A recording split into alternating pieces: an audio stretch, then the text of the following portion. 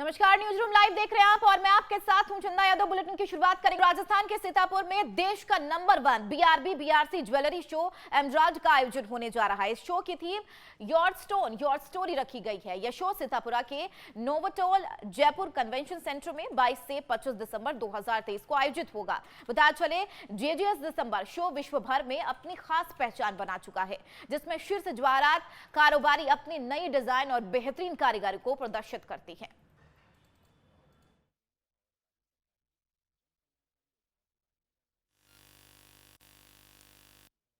वर्ष से एमरल्ड का प्रमोशन कर रहे हैं और इस वर्ष भी हमने खूब प्रमोशन किया है।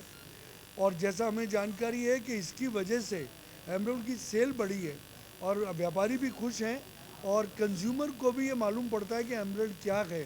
हम लोग आगे आने वाले समय में इसके बारे में सेमिनार्स भी करेंगे ताकि कंज्यूमर को भी और रिटेलर को भी हम बता सकें कि एमरल्ड की खूबसूरती का राज क्या है, इसको किस तरह से पहनना चाहिए, इसको किस तरह से सेट करना चाहिए, काम में लेना चाहिए, वो सारी जानकारी देंगे। तो और हम लोग रोड शो भी अभी करने लगे हैं।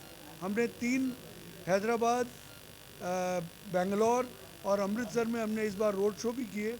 वहाँ भी एमरल्ड के बारे में भी जानकारी दी और जयपुर ज्वेलरी शो के बारे में जानकारी दी। वहाँ इतना उत्साह था कि 40 लोग तो खाली अमृतसर से नए रजिस्ट्रेशन होके वो लोग आ रहे हैं। पिंक क्लब तो है ही। दूसरा, हमने कई फैसिलिटीज़ ऐड की है इसमें और क्वालिटी को मेंटेन कर रहे हैं। जैसा आपने कहा ना कि संख्या और क्यों नहीं बढ़ सकती है, बढ़ सकती है, लेकिन फिर क्वालिटी में कॉम्प्रोमाइज़ होता है। हम सहूलियतें बढ़ाते जा रहे हैं और बढ़ाने के बाद जो बढ़ोतरी हो सकती है वो हम कर रहे हैं। जैसे हमने गोल्फ कार्ट्स को ऐड किया है, कैफेटेरियाज ऐड किए हैं, स्टॉल्स ऐड जो वेंडिंग स्टॉल्स हैं फूड के और के वो ऐड किए हैं। तो सिक्योरिटी को ज़्यादा मजबूत किया है। खबर राजस्थान के अनूपगढ़ से है, जहां अयोध्या में बन रही श्री राम मंदिर में 22 जनवरी को श्री राम लला की भव्य मूर्ति स्थापना होने जा रही है और इसी क्रम में राम भक्तों को पीले चावल वितरित कर स्थापना कार्यक्रम में पहुंचने के लिए निमंत्रित किया जा रहा है। इसी के बीच अयोध्या से अनूपगढ़ आए पीले चावलों का श्री गणेश मंदिर पहुंचने पर विश्व हिंदू परिषद और श्रद्धालुओं ने भव्य स्वागत किया। इस चावलों के पंडित राजेश शास्त्री ने मंत्रोच्चारण कर विशेष पूजा अर्चना की। विश्व हिंदू परिषद के प्रसार प्रखंड प्रमुख ने बैठक में कार्यकर्ताओं को पीले चावल वितरित करने के लिए अलग अलग जिम्मेदारियां सौंपी हैं, जिसमें 12 मंडलों और 5 बस्तियों में पीले चावल वितरित करने के लिए रवाना किए गए हैं।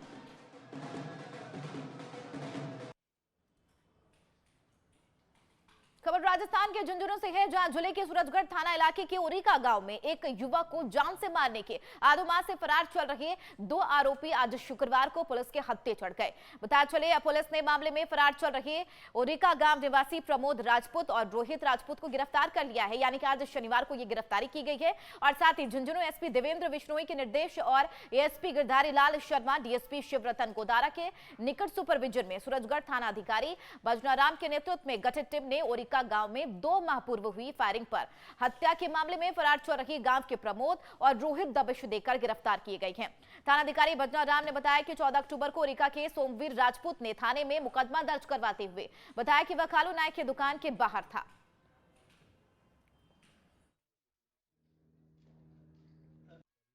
10 से 23 को उरीका गांव में सोमवीर राजपूत पे गांव के कुछ लड़कों ने 2 हरियाणा की हमने फायरिंग की थी, जिनमें प्रवीण मेघवाल को पहले गिरफ्तार कर लिया था। आज प्रमोद सिंह और रोहित सिंह जो उरीकाई गांव के रहने वाले हैं उनको गिरफ्तार किया। आरोपियों पर अन्य कोई मामले आपराधिक मामले भी दर्ज है? इन दोनों पे नहीं, पहले जो गिरफ्तार हुआ उसमें 4-5 मुकदमे हैं। खबर नागौर जिले के रियाबड़ी से है, जहां अवैध मादक पदार्थों की तस्करी और जाली नोटों के मामले में पुलिस ने बड़ी कार्रवाई की है। पुलिस ने नाकेबंदी के दौरान एक कार को जब्त किया, जिसमें 125 ग्राम मादक पदार्थ स्मैक पाउडर बरामद किए गए हैं, जिसकी कीमत 25 लाख रुपए बताई जा रही है। फिलहाल पुलिस आगे की कार्रवाई में जुट गई है।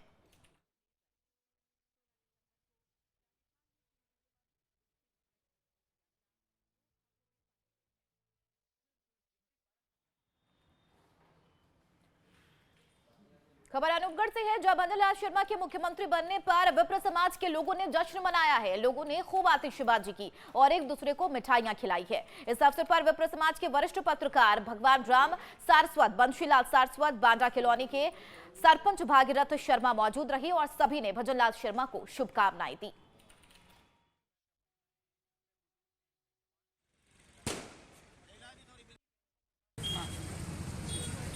सबसे पहले तो पूरा ब्राह्मण समाज नरेंद्र मोदी को धन्यवाद देते हैं कि राजस्थान का हाथों में दिया है, और हम ये उम्मीद करेंगे हमारे मुख्यमंत्री से कि 36 कौम का सर्वांगीण विकास होगा और एक अच्छा मुख्यमंत्री साबित होगा।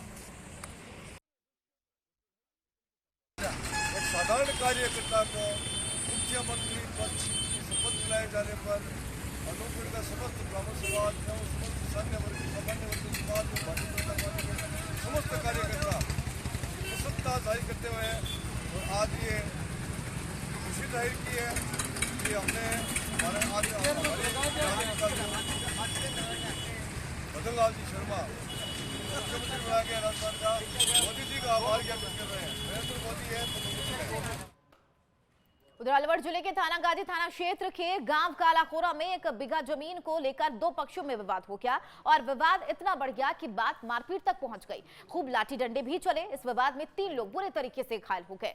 घायलों को अस्पताल में भर्ती कराया गया है, जहां उसका इलाज चल रहा है। पुलिस फिलहाल पूरे मामले की जांच पड़ताल में जुट गई है। गांव जी मेरा कालाखोरा गांव है, तहसील थानागाजी, जिला अलवर है।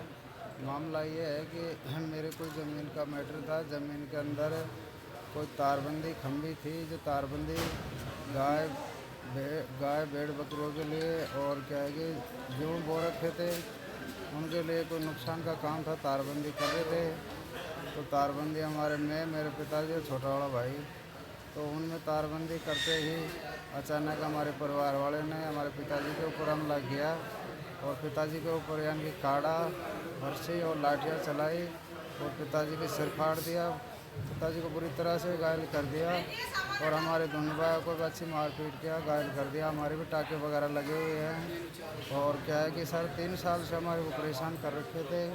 3 साल से हम क्या है कि तारबंदी लगा रखे थे उन्होंने, उसके नीचे कर जाते थे, नीचे कराते थे। हमारे को पानी की परेशानी, दूसरी बात हमारे को गोबर चारा डालने की परेशानी, हमारे खेत में जाने की परेशानी, और हमारे को इतना परेशान करते थे जो मत पूछो बात। अब ये क्या है कि हमारे परिवार वाले ने सारे ने इकट्ठा होकर एक ज्वाइन करके, और दूसरी बात यानी कि लाठी चार्ज, काड़ा, परसी, ये तीनों को मामला किया। 3-4 लोग घायल हैं। हमारी माताजी भी यानी कि सीरियस है, कान का पर्दा थोड़ा कान से। चारों का नाम है, पिताजी का नाम है बिरदूराम गुर्जर और मेरे छोटे भाई का नाम है प्रहलाद गुर्जर, मेरा नाम है राजू गुर्जर और मेरे ताऊ जी का लड़का है इंद्राज गुर्जर। बढ़ेंगे आगे। अलवर शहर के सदर थाना क्षेत्र में कार ने बाइक सवार को टक्कर मार दी, जिसके बाद उसकी मौके पर ही मौत हो गई। आक्रोशित परिजन ने शव को हाईवे पर रखकर खूब हंगामा किया और हाईवे को भी जाम कर दिया। मौके पर पहुंची पुलिस ने ग्रामीणों को समझाकर जाम खुलवाया और शव का पोस्टमार्टम कराकर परिवार को सुपुर्द कर दिया है। वहीं पुलिस ने कार को जब्त कर आरोपियों की तलाश में जुट गई है। तो वहाँ क्या भीड़ लगी हुई,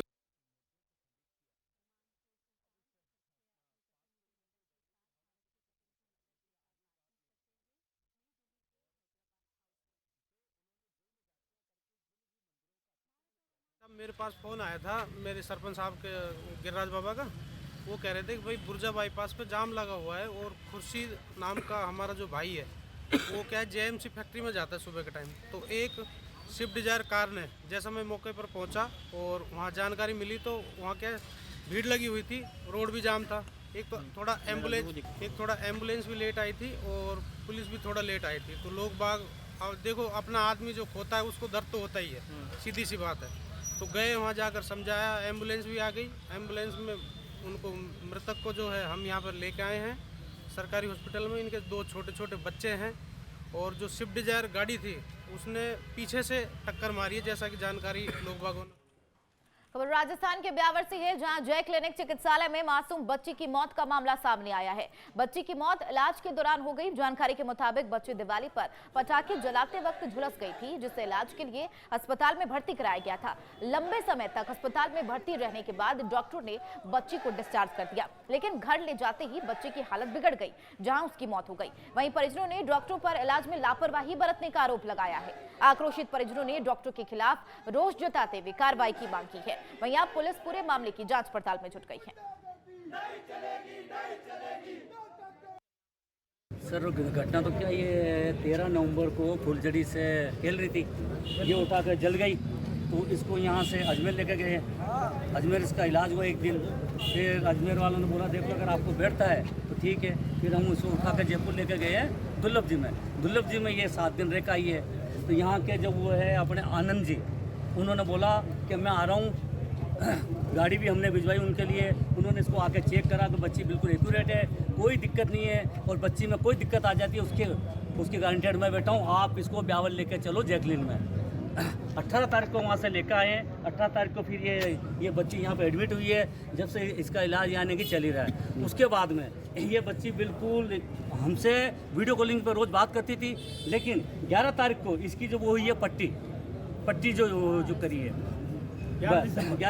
11 दिसंबर को, उसमें इसके यहाँ से चीरे मारे गए हैं, एक चीरा यहाँ मारा गया है।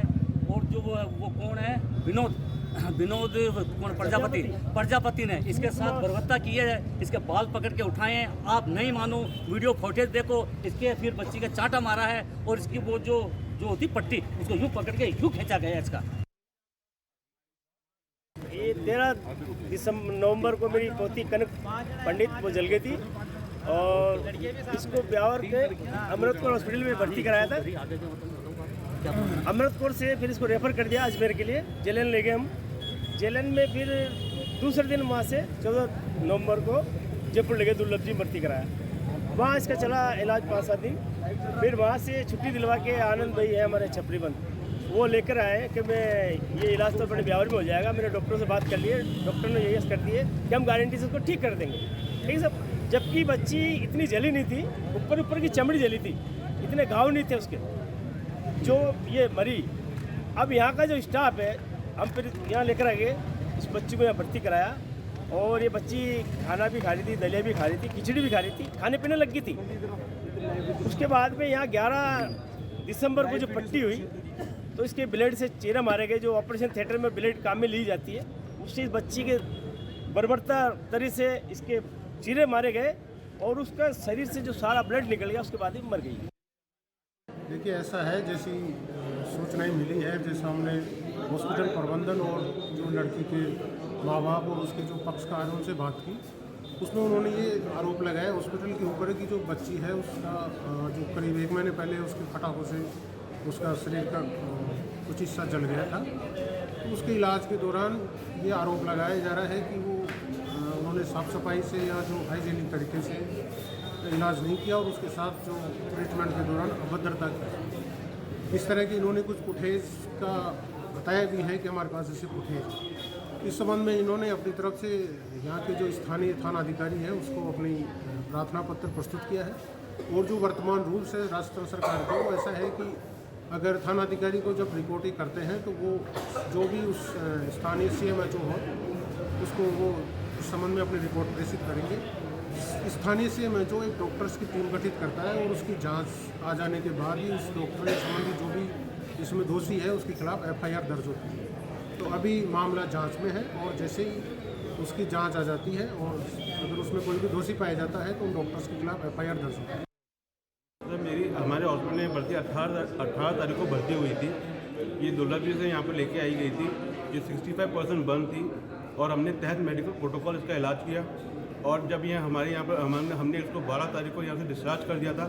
बच्ची की कंडीशन बिल्कुल स्टेबल थी, वाइटल बिल्कुल सही थे और वूंड बिल्कुल सही थे, कहीं भी किस तरह का कुछ भी मतलब नहीं था। अब उसके बाद क्या हुआ सर, इसके बारे में मेरे को कोई जानकारी नहीं है सर। कोई ऐसा कुछ भी नहीं हुआ। हमारा हॉस्पिटल एक नेशनल एक्रेडिटेड बोर्ड के द्वारा प्रमाणित हॉस्पिटल है और सारे सर्टिफिकेट्स हमारे पास है। हमारे सारा nurses well learned, well educated है और तहत प्रोटोकॉल के हिसाब से उनकी ड्रेसिंग हुई है और जो मैनेजमेंट था उसी प्रोटोकॉल के उनकी ड्रेसिंग कर रहे थे और इलाज उसी तरह से चल रहा था।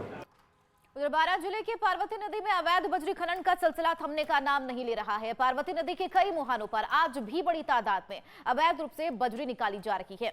वहीं माफियाओं का कम्युनिकेशन नेटवर्क इतना मजबूत है कि उन्होंने प्रशासन की कार्रवाई की भनक पहले ही लग जाती है। अवैध खनन पर नकेल कसने पहुंची पुलिस, उप अधीक्षक ओमेंद्र सिंह आथा के आने की खबर उन्हें पहले ही मिल गई, जिसके बाद खनन माफिया अंडरग्राउंड हो गए।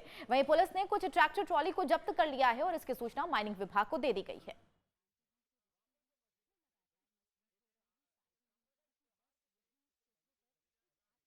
आज ये 4 ट्रैक्टर के खिलाफ माइनिंग की कार्रवाई की गई है। कहाँ से पकड़े तो?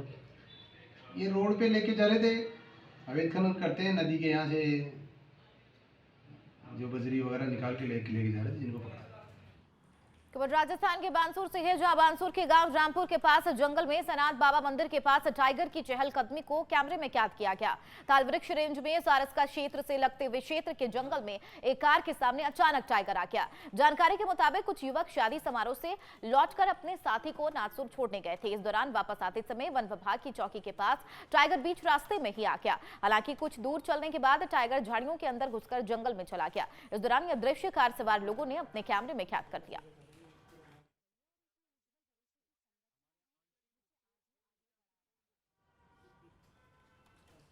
उधर अजमेर के जलन अस्पताल में एक युवती की मौत हो गई, जिसके बाद युवती के मायके वालों ने ससुराल पक्ष पर मारपीट करने और प्रताड़ित करने के आरोप लगाए हैं। मायके वालों का कहना है कि 2 साल पहले उनकी बेटी की शादी हुई थी और ससुराल वाले दहेज की मांग को लेकर उसे प्रताड़ित करते थे। इसी वजह से उसे चोट आई और अस्पताल में इलाज के दौरान उसकी मौत हो गई। वहीं पुलिस ने मुकदमा दर्ज कर मामले की जांच शुरू कर दी है।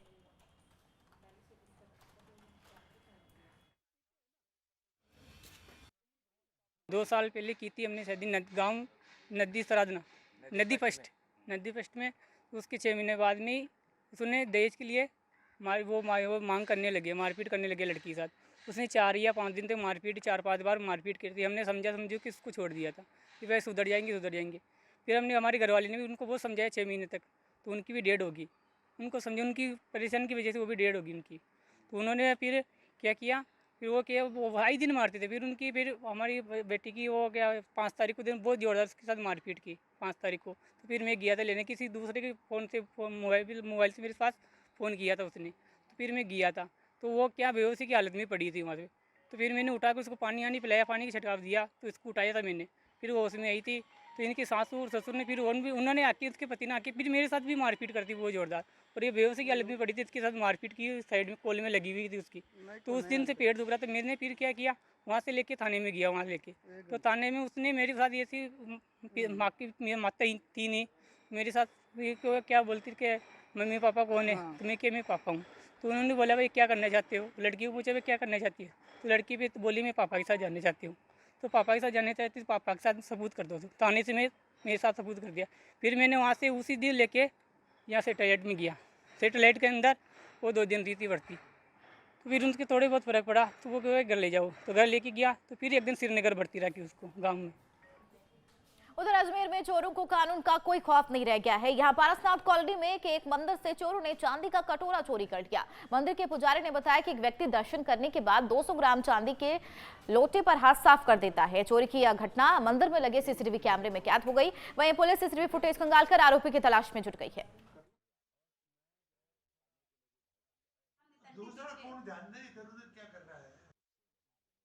हमारा मंदिर जो है पार्श्वनाथ कॉलोनी वैशाली नगर में अंदर है, दिगंबर जैन मंदिर। कल प्रातः 8:45 पे अप्रॉक्सीमेट टाइम है 8:45 का। इस बीच में एक व्यक्ति, अनजान व्यक्ति जो है मंदिर में आता है और दर्शन करने का नाटक करता है। दर्शन करते हुए वो जो हमारा गंधोदक पात्र है जिसके अंदर की गंधोदक होता है, भगवान का अभिषेक करने के बाद में जो गंधोदक हम लेते हैं वो गंधोदक उसमें रखा रहता है। उस गंधोदक को वो लेके हाथ में पीता है उसको, जिसकी फुटेज भी मैंने बताई है आपको। और वो गंधोदक पीता है, गंधोदक पीने के बाद में फिर बैठ जाता है, फिर दर्शन करता है, फिर दोबारा गंधोदक पीता है। और उसके बाद में फिर उस पात्र को उठा के जो मंदिर का दरवाज़ा है, मुख्य दरवाज़ा ऊपर प्रथम मंजिल पे, उसके पीछे रख देता है उसको पहले। और रखने के बाद में फिर उसमें जो गंधोदक होता है, पानी जो होता है जिसको आप गंधोदक बोलते हैं हम, उसको फैला देता है वहाँ। उसको खाली कर देता है। खाली करने के बाद में फिर वापस दर्शन करता है बैठ के, और उसके बाद में फिर वो 2 मिनट बाद में फिर उस अंदर के जो पात्र है उसको अपनी पैंट के अंदर दबा लेता है। खबर राजस्थान के हनुमानगढ़ से है, जहां गोगामेड़ी थाना क्षेत्र में देर रात एक भीषण सड़क हादसा हो गया। इस सड़क हादसे में 3 बोलेरो सवार व्यक्तियों की दर्दनाक मौत हो गई, वहीं एक गंभीर रूप से घायल हो गया। घायल का इलाज सिरसा में चल रहा है। वहीं हादसे में हुए 3 की मौत के बाद तीनों मृतक के शव को पोस्टमार्टम के लिए भेज दिया गया। जानकारी के मुताबिक रात करीब 1:30 बजे पर्लिका से नोहर की तरफ थोड़ी दूरी पर पेट्रोल पंप के सामने एक पिकअप और बोलेरो गाड़ी में आमने सामने भीषण टक्कर हो गई, जिसमें तीनों लोगों की दर्दनाक मौत हो गई।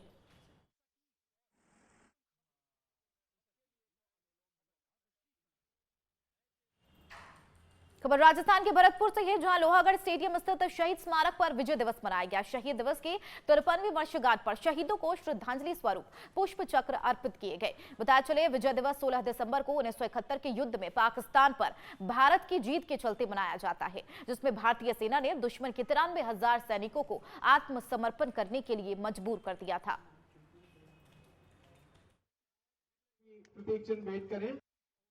आज विजय दिवस के उपलक्ष्य में यहाँ भव्य कार्यक्रम आयोजित किया गया। शहीदों को हमने श्रद्धा सुमन अर्पित किए। सभी को मैं बधाई देता हूँ। आज ये गौरवमयी दिन है, ये क्षण है। 16 दिसंबर 1971 को इंस्ट्रूमेंट ऑफ सरेंडर पाकिस्तान के लिए पाकिस्तान ने साइन किया था, बांग्लादेश बना था। ये हमारी जो शहीद हुए हमारे जो सैनिक हैं, पूर्व सैनिक, उनकी वजह से ही संभव हो पाया। आज हम उनको याद कर रहे हैं और यहाँ जो सभी उपस्थित हैं उनका बहुत बहुत धन्यवाद। आज विजय दिवस के अवसर पर भरतपुर में पूर्व सैनिकों द्वारा एक शानदार कार्यक्रम आयोजित किया गया और निश्चित तौर पर पूरे देश में विजय दिवस जो है धूमधाम से मनाया जा रहा है। और मैं पूरी जिला भरतपुर पुलिस की तरफ से हमारे सभी सैन्य कार्मिकों को बधाई और शुभकामनाएं देता हूँ। उधर पंजाब के फिरोजपुर जिले में असामाजिक तत्वों के खिलाफ पुलिस ने अभियान चला रखा है। पुलिस जगह जगह नाकेबंदी कर बदमाशियों पर नकेल कस रही है। इसी कड़ी में पुलिस ने 2 लोगों को हथियार के साथ गिरफ्तार किया और उनके पास से 32 बोर के 2 पिस्तौल, 32 बोर के 1 रिवॉल्वर और 8 राउंड जिंदा कारतूस बरामद हुई है।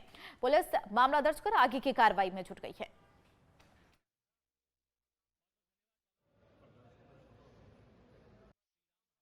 ਐਸਐਸਪੀ ਫਿਰੋਜ਼ਪੁਰ ਸੇ ਦੀਪਕ ਖਿਲੋੜੀ ਜੀ ਵੱਲੋਂ ਜਿਹੜੇ ਨਿਰਦੇਸ਼ ਸੀਗੇ ਕਿ ਅੱਡ ਟੀਮੋਂ ਦਾ ਗਠਨ ਕੀਤਾ ਜਾਏ, ਉਸ ਵਿੱਚ ਜਿਹੜੀ ਟੀਮ ਹੈਗੀ ਡੀਐਸਪੀ ਸੀ ਬਲਕਾਰ ਸਿੰਘ ਜੀ, ਸੀਆਈ ਇੰਚਾਰਜ ਹਰਪ੍ਰੀਤ ਜੀ ਦੀ, ਉਹਨੂੰ ਇੱਕ ਵੱਡੀ ਕਾਮਯਾਬੀ ਮਿਲੀ ਹੈ। ਜਦ 2 ਜਿਹੜੇ ਪਿਸਟਲ ਹੈਗੇ 32 ਬੋਰ ਦੇ ਉਹ ਤੇ ਇੱਕ ਜਿਹੜਾ ਰਿਵਾਲਵਰ ਹੈਗਾ 32 ਬੋਰ ਦਾ ਉਹ ਬਰਾਮਦਗੀ ਹੋਈ। ਨਾਲ 2 ਆਰੋਪੀਓ ਦੀ ਵੀ ਗ੍ਰਿਫਤਾਰੀ ਹੋਈ ਹੈ। ਇੱਕ ਜਿਹੜਾ ਹੈਗਾ ਉਹਦਾ ਨਾਮ ਹੈਗਾ ਸਾਹਿਲ ਉਰਫ ਸੈਮ, ਜਿਹੜਾ ਰਹਿਣ ਵਾਲਾ ਖਲਚਾ ਕਦੀਮ ਦਾ ਹੈਗਾ।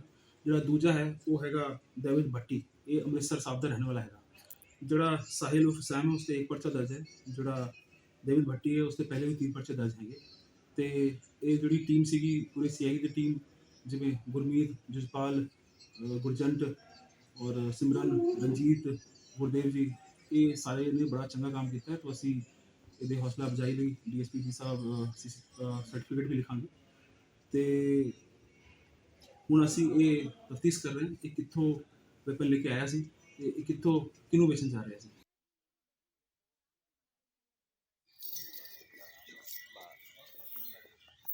के साथ 2 युवकों को गिरफ्तार किया गया है। पंजाब के फिरोजपुर की यह खबर, जहां पर 32 बोर पिस्टल, 8 जिंदा कारतूस बरामद किए गए हैं। तस्वीरें भी टीवी स्क्रीन पर आपके सामने किस तरीके से पुलिस के कब्ज में ये तमाम जो आरोपी है वो नजर आ रही हैं और फिलहाल पुलिस पूरे आगे की कार्रवाई में जुट गई है। जांच पड़ताल कर रही है कि कहीं इनका कोई बड़ा गिरोह तो नहीं है, कई और लोग इसमें शामिल तो नहीं है। और ये तस्वीरें भी साफ तौर पर बयां करी कि किस तरीके से लोगों का वहां पर जमावड़ा है। पुलिस की गिरफ्त में ये तमाम आरोपी जो है नजर आ रहे हैं। उनके पास से 32 बोर पिस्टल भी बरामद किए गए हैं और फिलहाल पुलिस लगातार उनसे पूछताछ कर रही है। तस्वीरें देखिए, गन, पिस्तौल, ये तमाम चीजें जो हैं वो आरोपियों के पास से गिरफ्तार की गई हैं। पंजाब के फिरोजपुर की यह खबर है। हथियार के साथ 2 युवक को गिरफ्तार किया गया है और पुलिस लगातार जांच पड़ताल कर रही है, आरोपियों से पूछताछ कर रही है। कहीं गिरोह है या फिर कोई बड़ी साजिश को अंजाम देने की कहीं प्लानिंग तो नहीं हो रही थी। और इसी के तहत जो है पुलिस पूरे मामले को लेकर बारीकी से जांच पड़ताल कर रही है और फिलहाल जो है 2 युवक को गिरफ्तार कर लिया गया है और उनके पास से भी कई चीजें बरामद कर ली गई हैं।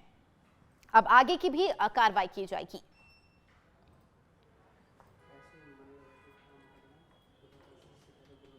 तो पंजाब की फिरोजपुर से यह खबर और ये तस्वीरें आपके सामने है। पुलिस की गिरफ्त में ये 2 आरोपी हैं और उनके पास से तमाम चीजें।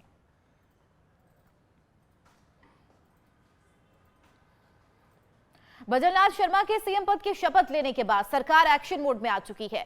महिला सुरक्षा, पेपर लीक मामले जैसे तमाम मुद्दों पर सीएम भजनलाल ने साफ कर दिया है कि प्रदेश में अब भ्रष्टाचार को बर्दाश्त नहीं किया जाएगा। वहीं आज से ही विकसित भारत यात्रा निकाली जा रही है। इसको लेकर हमारे संवाददाता ने खास बातचीत की राज सिंह चौधरी बीजेपी प्रदेश मीडिया संयोजक से।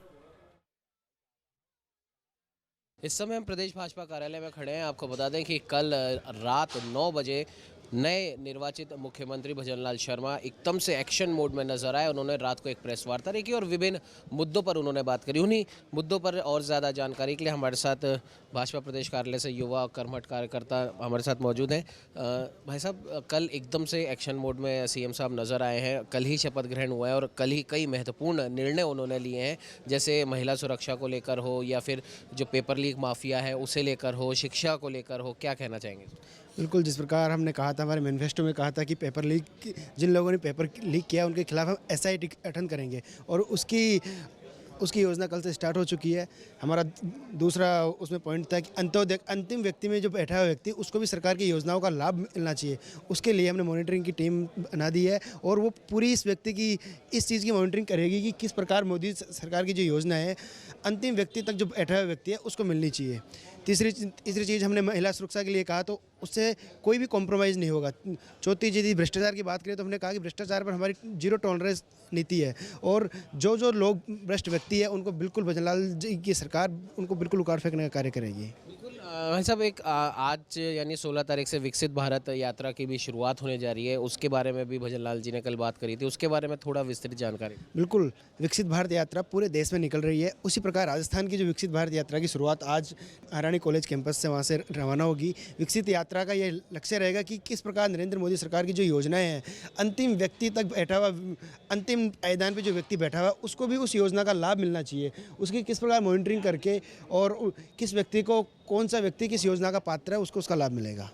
अच्छा, आपने देखा कि कल सीएम भजनलाल शर्मा जी एकदम से एक्शन मोड में नजर आए। SIT के गठन की उन्होंने बात कही, कहीं ना कहीं महिला के जो सुरक्षा के जो अधिकार हैं उनकी उन्होंने बात करी और जाहिर सी बात है कि जिस प्रकार से मैनिफेस्टो में भी बीजेपी ने कहा था कि प्रदेश के युवाओं के साथ जो अन्याय हुआ है पेपर लीक की वजह से, उस अन्याय को ख़त्म करेंगे और पेपर लीक के पीछे जो भी व्यक्ति जहां पर भी होगा उसे तुरंत गिरफ्तार किया जाएगा और युवाओं के भविष्य के साथ अब खिलवाड़ नहीं होने दिया जाएगा। और सबसे महत्वपूर्ण बात यह है कि आज से ही पूरे भारतवर्ष में विकसित भारत यात्रा की शुरुआत होने जा रही है। राजस्थान की अगर हम बात करें तो दिन में करीब 2 बजे के बाद से विकसित भारत यात्रा की शुरुआत कर दी जाएगी। भारत के हर एक क्षेत्र में ये यात्रा जाएगी और प्रधानमंत्री नरेंद्र मोदी की जो एक जो योजनाएं हैं, जो स्कीम्स हैं आने वाले समय में, उसके बारे में जनता को जागरूक किया जाएगा। और जाहिर सी बात है ये विकसित भारत यात्रा कहीं ना कहीं आने वाले लोकसभा चुनाव 2024 को ध्यान में रखते हुए निकाली जा रही है। सहयोगी कैमरामैन अजय के साथ उमंग माथुर, नवतेज टीवी, जयपुर। प्रदेश में बीजेपी की सरकार बनने के बाद से ही कार्यालय में कार्यकर्ताओं का जमावड़ा लगा हुआ है। इसी कड़ी में बीजेपी प्रदेश कार्यालय में संगठन महामंत्री चंद्रशेखर से राजस्थान भर से बीजेपी के कार्यकर्ताओं ने मुलाकात की। संगठन महामंत्री ने तमाम कार्यकर्ताओं को विधानसभा चुनाव में जीत की बधाई दी। साथ ही आने वाले लोकसभा चुनाव में एकजुट होकर काम करने का संदेश दिया है और कहा कि प्रधानमंत्री नरेंद्र मोदी के विजन को साकार करने के लिए पार्टी प्रयासरत है।